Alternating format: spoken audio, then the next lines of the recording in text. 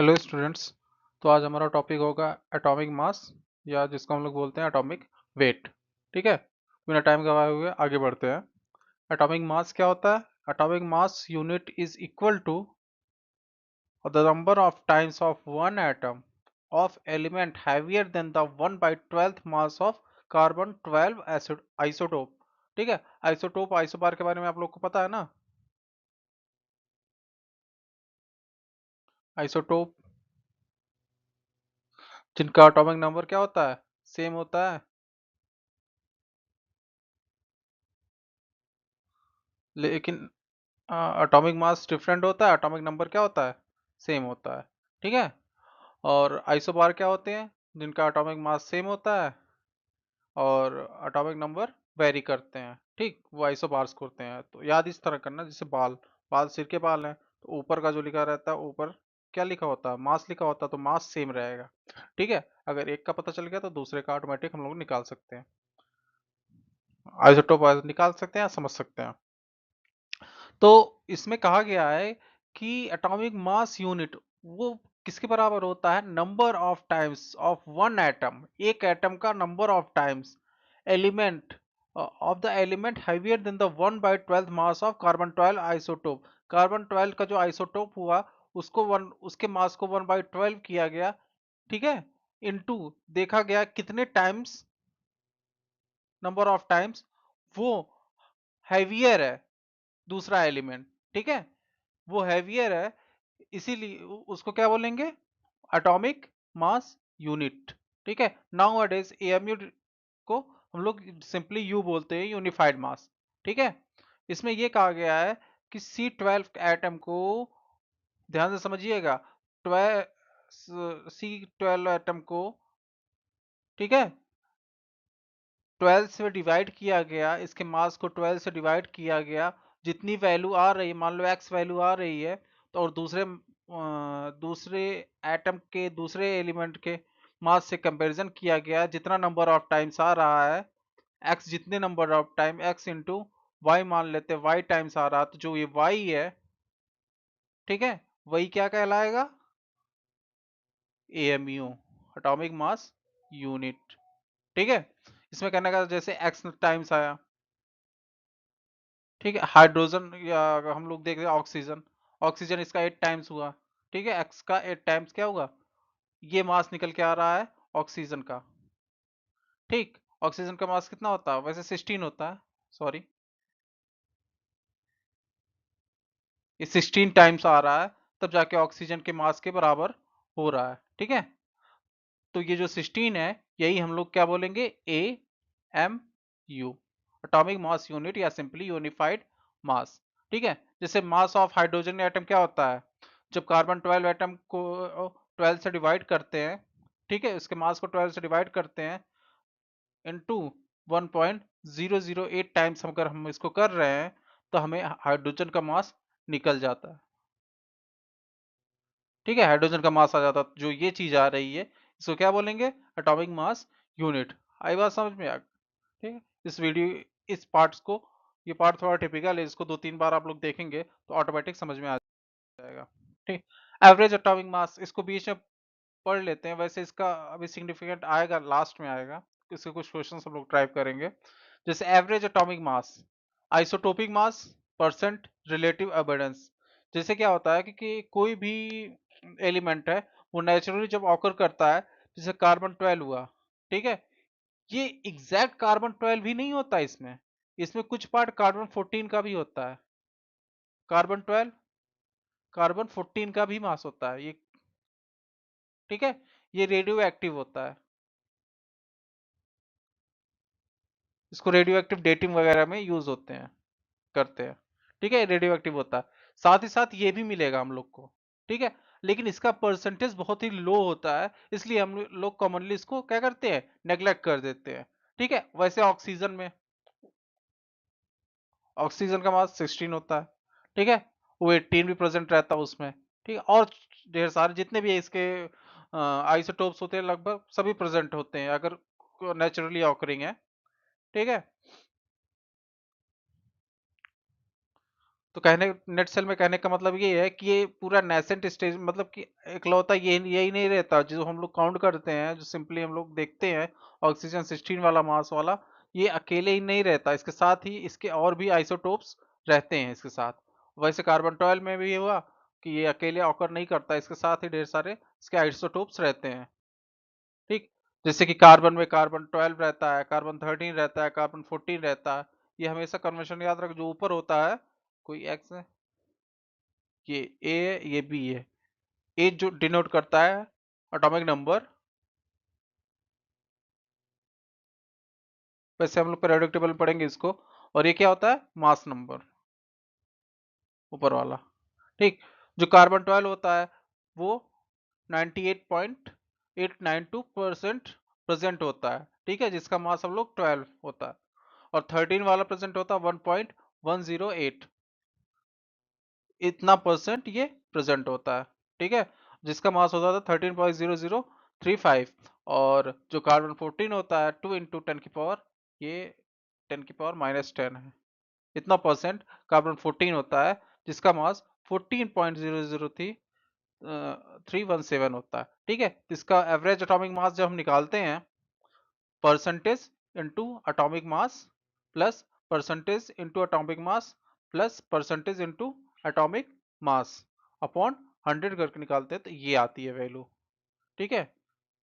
आई बात समझ में? आगे बढ़ते हैं। उस आगे बढ़ने से पहले कुछ एसआई यूनिट्स हम लोग जान लेते हैं। जैसे कि लेंथ होती है, इसकी एसआई यूनिट क्या होती है, क्वांटिटी। ये 7 क्वांटिटीज होती हैं, उनकी एसआई यूनिट हमें पता होनी चाहिए, ठीक है। डायमेंशन एनालिसिस में काफी काम आएगा आपके फिजिक्स में।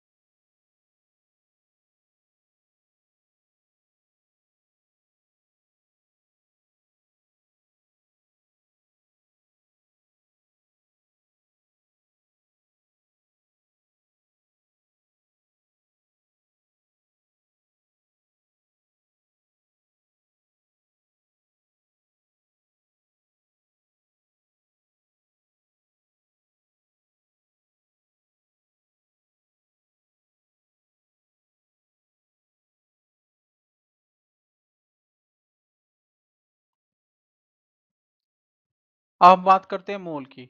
1 मोल क्या होता है, 6, कोई भी एंटिटीज हो, कोई भी सब्सटेंस हो जिनकी जिनकी क्वांटिटी 6.022 हो, तो 10 की पावर 23 क्वांटिटीज हो, तो उनको क्या बोल देते हैं, सिंपली मोल, ठीक है। 1 मोल, क्योंकि गैसेस की जो साइजेस होती हैं, गैसेस के जो एटम्स होते हैं, उनके जो मॉलिक्यूल्स होते हैं, उनकी साइजेस बहुत ही छोटी होती हैं, ठीक है। इसलिए ढेर सारे गैसेस एक साथ हम लोग रख सकते हैं। अगर इतने गैसेस के मॉलिक्यूल्स या एटम्स हैं, तो उसे हम लोग क्या बोलते हैं, 1 मोल। 2018 के पहले हम 1 मोल को ऐसे डिफाइन करते थे कि जब 12 ग्राम ऑफ एटम को, कार्बन के एटम को, ठीक है, 1 कार्बन के एटम इन ग्राम, एक कार्बन का एटम ग्राम में अगर हम लेते हैं, उसको ग्राम में लेंगे, 12 mu नहीं, ग्राम में लेंगे, और 12 ग्राम से डिवाइड करेंगे, तो ये वैल्यू आती थी, ठीक है। कौन सी, ये वाली वैल्यू।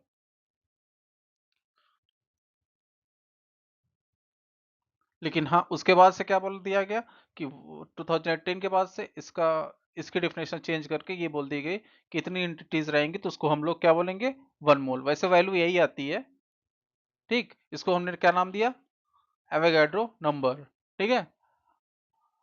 एटम्स और मॉलिक्यूल्स हो सकते हैं, आयंस हो सकते हैं, एटसेट्रा, कोई भी चीज हो सकता है। हमारी ढेर सारी पेन, इतनी पेन अगर आपके पास है, पेन्स हैं, तो उनको भी 1 मोल बोल सकते हैं। अमाउंट ऑफ सब्सटेंस इसकी डिफिनेशन है, अमाउंट ऑफ सब्सटेंस, ठीक है। मेजर करते हैं किससे, मोल से, ठीक। अब जैसे देखते हैं 1 मोल में कितने होते हैं, 6, इंटू 6.02 इंटू 10 की पावर 23। 2 मोल में कितने होंगे, इंटू 2 कर देंगे इसमें। 0.5 मोल में इंटू 0.5 या डिवाइडेड बाई 2 कर देंगे तो ये वैल्यूज आ जाती हैं। ठीक, आगे बात करते हैं 1 मोल मास के टर्म में अगर हम लोग करते हैं तो एटम में देखते हैं यहाँ पे कार्बन 12 ग्राम हुआ, सोडियम 23 ग्राम। क्यों?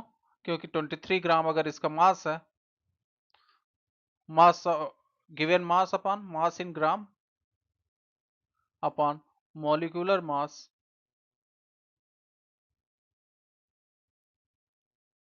Equals to number of moles. ठीक है, नंबर ऑफ मोल्स क्या होते हैं कि 23 जो मास इन ग्राम दिया गया है, ठीक है, अगर ग्राम में आपको मास दिया गया है और मॉलिक्यूलर मास क्या होता है, इसकी यूनिट क्या होती है, ग्राम पर मोल। ठीक है, अगर मॉलिक्यूलर मास से डिवाइड करते हैं किसी भी सब्सटेंस के मास को तो नंबर ऑफ मोल्स हमें मिल जाता है। ठीक है, जैसे CO2, CO2 का मॉलिक्यूलर मास कितना होगा, 12 प्लस 16 इंटू 2, ये कितना आ जाएगा 42 44। और कितना ग्राम है ये, 44 ग्राम है। ध्यान रखना इसकी यूनिट ये होगी 44 ग्राम पर मोल। यूनिट का भी चक्कर है इसमें, यूनिट ऊपर जाएगी। कितना आ गया, 1 मोल। ठीक, अंडरस्टूड। ये यूनिट से ही में पता चलेगा। मॉलिक्यूलर मास की यूनिट क्या होती है, ग्राम पर मोल होती है। यूनिट आप ध्यान रखिएगा, कुछ क्वेश्चन तो यूनिट से ही हो जाते हैं। ठीक है, इसकी यूनिट और सामने वाले की इक्वलिटी हम लगा रहे हैं तो यूनिट हमें सेम आनी चाहिए। ठीक है, तो कुछ क्वेश्चन वैसे ही हो जाते हैं। 34 ग्राम ऑफ अमोनिया को देखते हैं, NH3। इसका मास कितना होता है, नाइट्रोजन का 14, हाइड्रोजन का 1, 1 इंटू 3 3। ठीक है, उसके बाद कितना हो जाएगा 17। और 34 को डिवाइड कर 34 को इससे डिवाइड कर देंगे तो कितना आ जाएगा 2, 2 मोल्स। आई बात समझ में? ये फॉर्मूला आप लोग नोट कर लीजिएगा, number of moles equals to mass in gram upon molecular mass. ठीक है, अब वॉल्यूम के टर्म्स में देखते हैं। One one mole equals to 22.4 decimetre cube, या हम इसको लीटर भी बोल सकते हैं। लीटर 24.4 22.4 लीटर भी हम लोग बोल सकते हैं कि 1 decimetre cube equals to 1 litre होता है। ठीक है, at what standard temperature pressure at nor, या फिर हम लोग को नॉर्मल टेम्परेचर प्रेशर लेना होगा। ठीक है, 1 मोल ऑफ H2 गैस कितना होगा, 2.4 डेसीमीटर क्यूब या लीटर। 3 मोल करेंगे तो 22, इसमें इररिस्पेक्टिव ऑफ मॉलिक्यूलर मास होता है। मॉलिक्यूलर मास इस पे डिपेंडेंट नहीं होता नंबर ऑफ मोल्स, ये सिर्फ वॉल्यूम पे डिपेंडेंट है। ठीक है, अगर 3 मोल हुए तो इसका 3 टाइम्स हो जाएगा 67.2। अगर 0.5 टाइम्स है इसका आधा हो जाएगा 11.2 लीटर। ठीक है,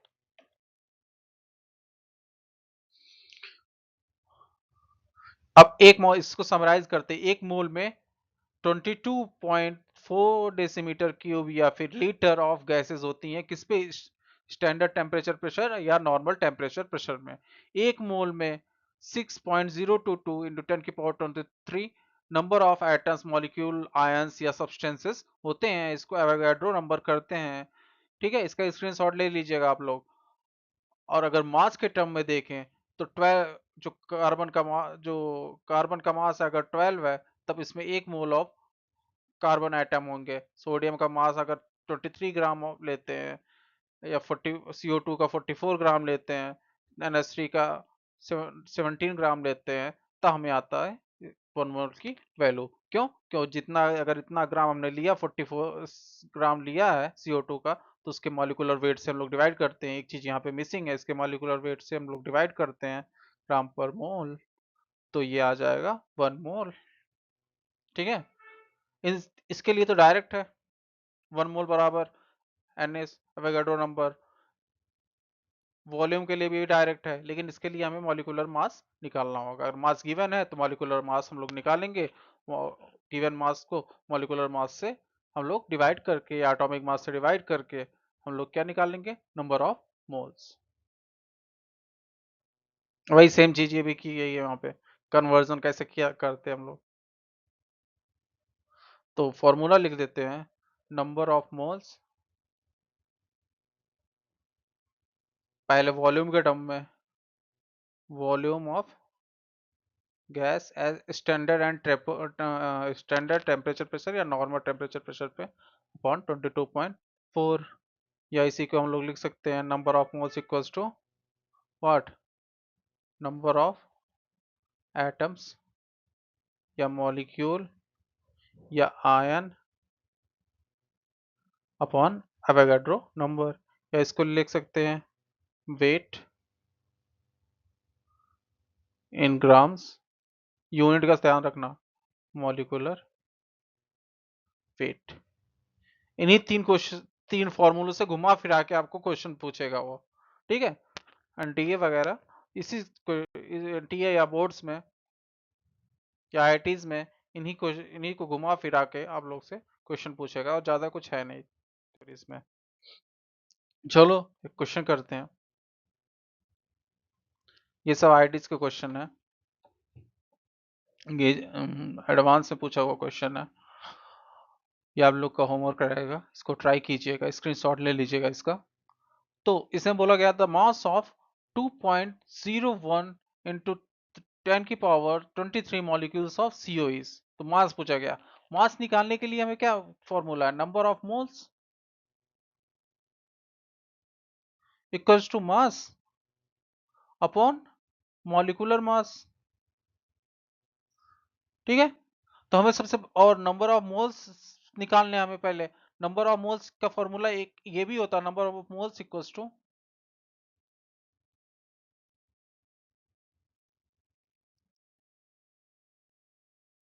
number of molecule upon Avogadro number, ठीक है। अब यहां से हम लोग क्या निकालेंगे, नंबर ऑफ मोल्स निकालेंगे, क्योंकि नंबर ऑफ मॉलिक्यूल्स हमें पता है पहले से, और नंबर ऑफ एवोगाड्रो नंबर से नंबर ऑफ मॉलिक्यूल्स को हम लोग डिवाइड कर देंगे तो नंबर ऑफ मोल्स आ गया, ये वैल्यू पुट कर देंगे हम यहाँ पे, नंबर ऑफ मोल्स, ठीक है, यहाँ पे पुट कर देंगे। और मास हमें निकालना है, मॉलिक्यूलर मास सीओ का क्या होगा, 12 प्लस 16 28 हो जाएगा, तो 28 से मल्टीप्लाई करके मास आ जाएगी वैल्यू, ठीक है। चलो निकालते हैं हम लोग number of molecules, number of, पहले ये नंबर ऑफ मोल्स निकालते हैं। तो मॉलिक्यूल कितने हैं, 2.01 इंटू 10 की पावर 23 अपॉन एवोगाड्रो नंबर से डिवाइड करते हैं, 6.022 इंटू 10 की power 23, number of moles approximately 1/3 आते हैं अप्रोक्स, ठीक है। और 1/3 आया, अब 1/3 को इक्वल्स टू अब ये वाला फॉर्मूला, मास अपॉन मॉलिक्यूलर मास, इसका कितना होगा, सी का 12 होता है, ऑक्सीजन का 16 होता है, तो 28, तो ये इधर आएगा 28/3 ग्राम्स, ये ग्राम में होंगे, मास ऑफ सीओ हो जाएगा, ठीक है। ये क्वेश्चन आया समझ में, ना आया हो तो एक बार रिवाइंड करके आप लोग देख लीजिएगा। हम लोग क्या किया पहले क्वेश्चन में, हमें पता क्या करना है, मास पता करना है, तो पहला फॉर्मूला इसका होगा number of moles upon equals to mass upon molecular weight, ये वाला रहेगा। और दूसरा फॉर्मूला क्या रहेगा, number of moles equals to number of molecules upon Na, ठीक है। तो यहाँ से हम लोग नंबर ऑफ मोल्स निकाल लेंगे, नंबर ऑफ मोल्स कितना आया, 1/3 आया, ठीक। 1/3 यहाँ पे पुट कर देंगे, मॉलिक्यूलर मास हमें पता है सीओ का 28 16 प्लस 12 28, और ये इधर ले जाके मल्टीप्लाई कर देंगे तो आ गई इसके वैल्यू। आई बात समझ में। नेक्स्ट क्वेश्चन देखते हैं, the ratio of masses of oxygen and nitrogen in a particular gaseous mixture is 1:4, the ratio of number of their molecules is, इसमें रेशियो दिया गया है किसका, नाइट ऑक्सीजन का और नाइट्रोजन का, 1:4, किसके टर्म्स में? मासेस के टर्म्स में। मासेस, मासेस का रेशियो क्या है ऑक्सीजन का? 1:, ऑक्सीजन और नाइट्रोजन 1:4 है। ठीक है, ऑक्सीजन और नाइट्रोजन का मास का रेशियो 1:4 है। The ratio of number of their molecules पूछा है। ठीक है, चलो सॉल्व करते हैं। यहाँ पे क्या दिया गया? मास का रेशियो 1:4, O2 और N2 का। ठीक, बाई मास, ध्यान रखना बाई मास दिया गया। ठीक है, और निकालना क्या है? नंबर ऑफ मॉलिक्यूल का रेशियो। ठीक, अब O2, अब मान लेते हैं ये x मास है, इंटू एक्स कर देते हैं, और ये 4x मास है। ठीक है, अब हमें नंबर ऑफ मोल्स निकालने हैं दोनों के।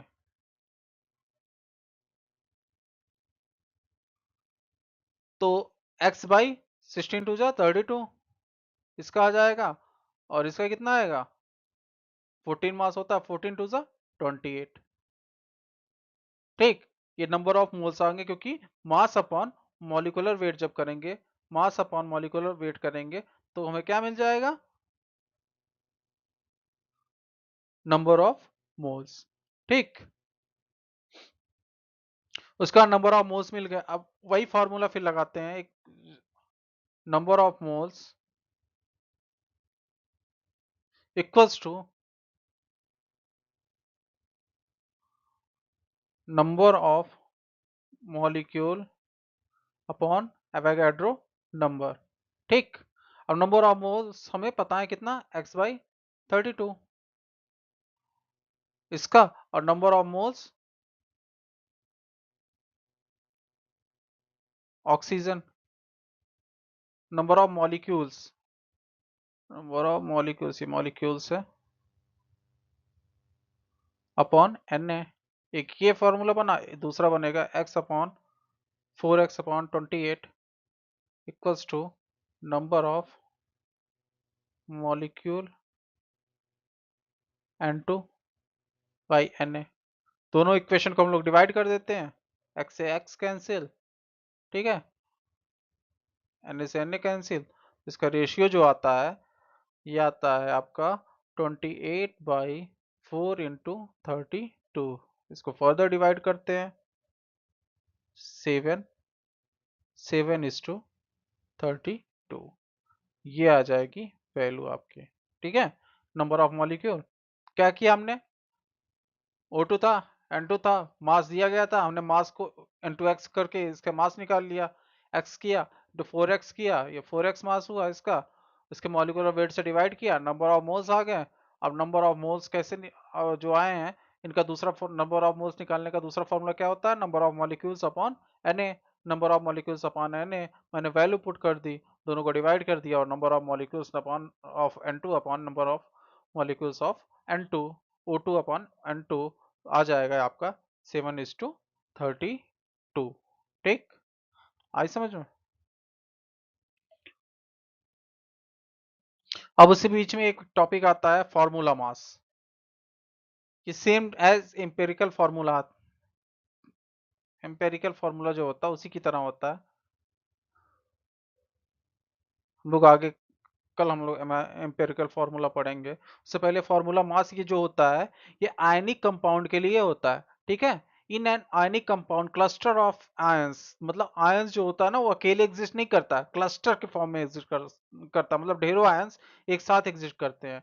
Not an independent ion pair, independent ion pair में ये एग्जिस्ट नहीं करते, मतलब Na+ ऐसे अकेला नहीं रहेगा। ये सॉलिड स्टेट में ज्यादा बेटर समझ में आता है, क्योंकि वहां पे दिखाया जाता है कैसे सोडियम के जो आयन है वो 6 क्लोरीन से 6 क्लोरीन के एटम से मिलके उसको चारों तरफ से घेरे रहते हैं। ठीक है, लेकिन वो हटा दिया गया शायद टॉपिक। चलो देखते हैं। For instance sodium chloride 1Na+ is surrounded by 6Cl-। ठीक है, वो एंड वाइस वर्सा, वैसे ही Cl- भी 6 सोडियम आयन से सराउंडेड रहता है। ठीक है, hence in NaCl formula use instead of molecular mass, molecular mass की बजाय हम लोग क्या यूज करते हैं? NaCl का फॉर्मूला, फॉर्मूला मास। ठीक है, thus formula mass of sodium chloride, मतलब एक ही सोडियम लेंगे, यहाँ पे ना 6 सोडियम लेंगे ना 6 क्लोरीन लेंगे, एक ही लेंगे, तो 23 उसका मास होता है और क्लोरीन का 35.5, तो दोनों का सम कितना आ जाता है 58.5। ये क्या होता है फॉर्मूला मास। वैसे सेम टू कैल्शियम क्लोराइड, ठीक है, ये भी क्लस्टर के फॉर्म में एग्जिस्ट करते हैं। सब जितने भी आयनिक कंपाउंड होते हैं सब क्लस्टर के फॉर्म में एग्जिस्ट करते हैं, ठीक है। ये हुआ CHCl हुआ, सब क्लस्टर के फॉर्म में एग्जिस्ट करते हैं, इंडिपेंडेंटली नहीं करते हैं, इसलिए हम लोग क्या लेते हैं इनका फॉर्मूला मास लेते हैं, ठीक है।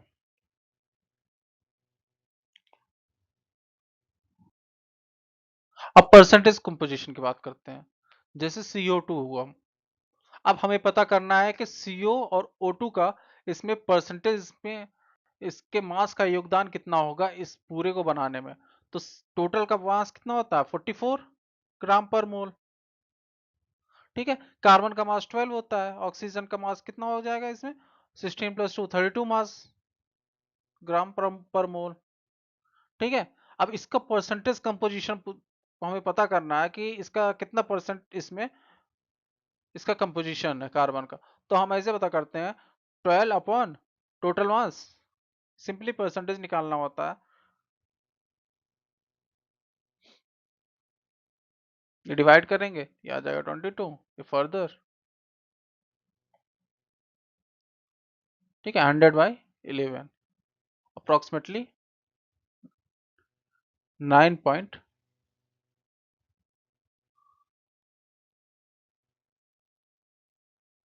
कुछ मिसिंग तो नहीं है, इंटू 3, 9 पॉइंट समथिंग इंटू 3 आ गया, ठीक है। इसका कंपोजिशन इतना होगा लगभग 27% के आसपास,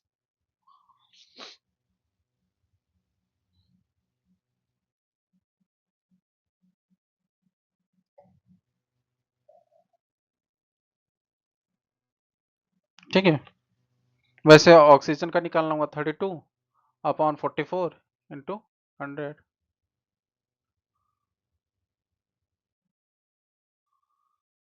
ये आ जाएगा लगभग 72 पॉइंट समथिंग परसेंट आ जाएगा, ठीक है। नेट सेल में यही कहना चाहता है।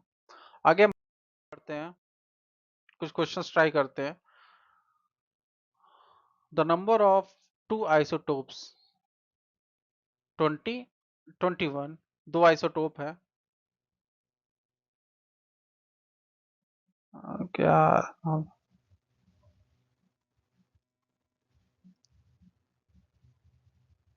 ठीक है। इनका एवरेज एटॉमिक मास कितना आ रहा है 20.2%, 20.2 या ग्राम बोल सकते हैं, कुछ भी कर सकते हैं।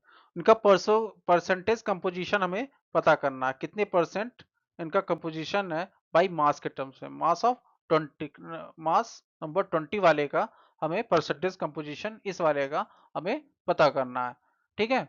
चलो पता करते हैं, मान लेते हैं इसका परसेंटेज कंपोजिशन क्या है x है, ठीक है, और दूसरे वाले का क्या हो जाएगा 100 - x, ठीक है। परसेंटेज हमेशा 100 में लिया जाता है इसलिए 100 माइनस, मान लो ये x पार्ट है तो वो 100 - x पार्ट होगा।